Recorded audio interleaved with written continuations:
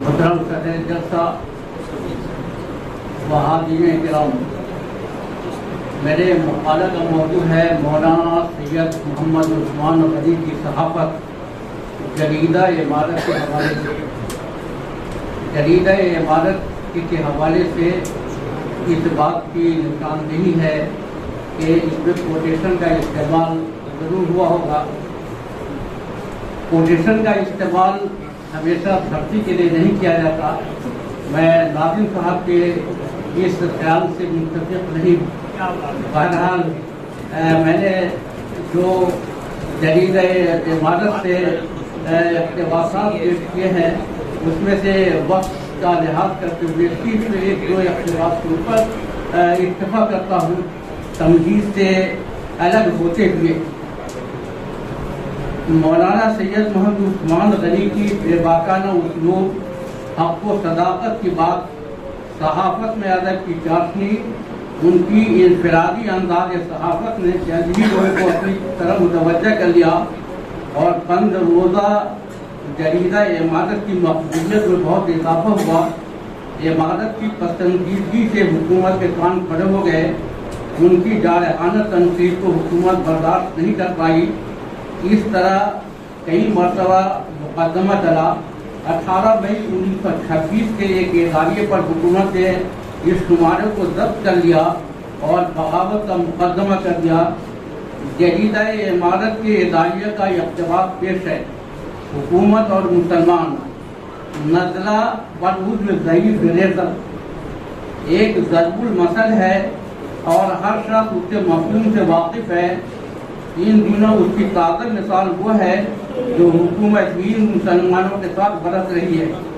کلکتہ میں اگر ایک طرف انہوں نے مظالم کیے تو دوسری طرف حکومت نے بھی کچھ نہیں کیا، بلکہ واقع یہ ہے کہ ارباب حکومت اور پولیس عین ہنگامہ کے ایام سے لے کر اس وقت تک گھر بگڑ اور قید و بند و سزائے جیل و قوت کے ذریعے جو کچھ امن قائم کر رہے ہیں، ان سب کا رجحان غریب مسلمان کی طرف ہے اور یہ تمام نزلہ صرف مسلمانوں ہی پر گر رہا ہے۔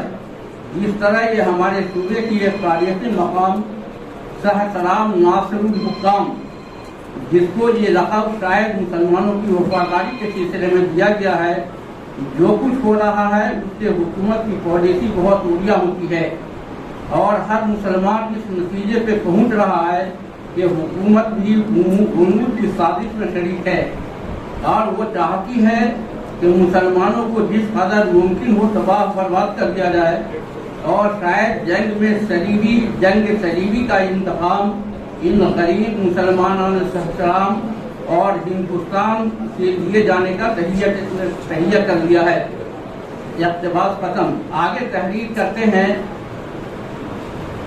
پولیس کی جھوٹی شہادت۔ سازش کا اندازہ اس سے ہو سکتا ہے کہ تقریباً 30-40 ہندو پولیس نے شہادت دی کہ ہم نے خوب دیکھا کہ اچھے صاحب اپنے بندوق سے فائر کر رہے تھے، مگر مسٹر اچھے صاحب کی خوش قسمتی کیا کیجیے کہ جس وقت وہ واقعہ بیان کیا گیا ہے وہ اس وقت ایک مجمع میں جامع مسجد کے اندر مسلمانوں کو صبر کی تلقین کر رہے تھے اور غالباً CID کے لوگ بھی تھے، لیکن کیا حکومت نے یا افسران پولیس نے ہندو پولیسوں کے خلاف کوئی کارروائی کی؟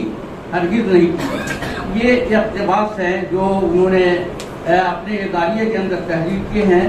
اسی عمارت کے صفحے کے اوپر تک ہے، اسی کی وجہ سے حکومت نے جو اس وقت کی حکومت تھی اس نے ان کے اوپر مقدمہ چلایا اور آگے اور تحریر کرتے ہیں کہ وقت کی نزاکت کے عنوان سے اصل میں یہ ہے 1803 سے 1918 تک علماء کرام ملک کو انگریزوں کے تسلط سے آزاد کرانے کے لیے تحریک چلا رہے تھے۔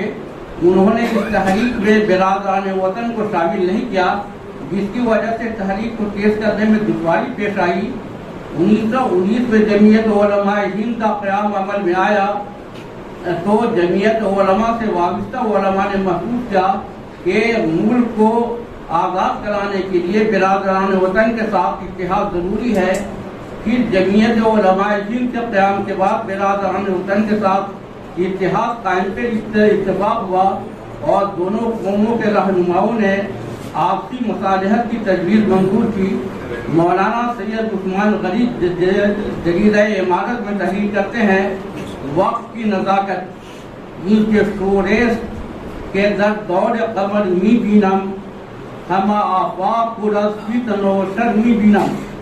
ہندوستان میں انگریزوں کی حکومت جب سے قائم ہوئی ہے، ہندو مسلم فرقہ وارانہ جذبات ابھرنے لگے اور اسی کی بدولت ہمیشہ کچھ نہ کچھ ان قوموں کے درمیان جھگڑا ہوتا رہا۔ آخر ایک زمانے دراز کے بعد دونوں قوموں کو اللہ تعالیٰ نے عقل سلیم سے کام لینے کی توفیق عطا کی۔ 1919 میں قوموں کے رہنما ملکی فلاح و بہبود اور اپنے اپنے قوم کو بچانے کے لیے اور غیروں کی غلامی سے نجات دلانے کے لیے آپس میں ایک حد تک متحد الخیال ہو گئے اور عہد مصالحت کیا اور عقد سالمیت کو مضبوط کرنے کا عقد مصمم کیا، اور ان رہنماؤں نے ایک متفقہ آواز سے تمام اقوام عالم ہند کو نہایت زور شور کے ساتھ مصالحت و مصالحت کی طرف بلاوا دیا۔ آخر ان کی فرقہ وارانہ شور و شرابہ غالب آئی اور بہت حد تک باہری اسٹیٹ کا دورہ رہا۔ اس طرح کے اقتباسات ہیں جن سے مولانا عثمان غنی رحمۃ اللہ علیہ کی جرأت، بے باکی اور ان کے حوصلہ کا پتہ چلتا ہے۔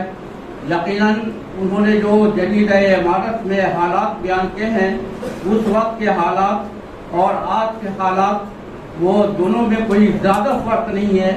اس زمانے میں بھی فرقہ واریت کا بہت زور تھا، جس طریقے سے آج جو حالات ہیں۔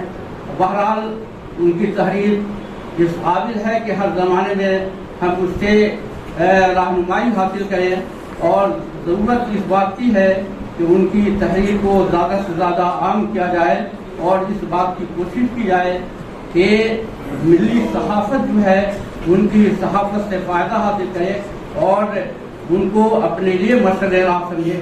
وآخر دعوانا الحمدللہ رب العالمین۔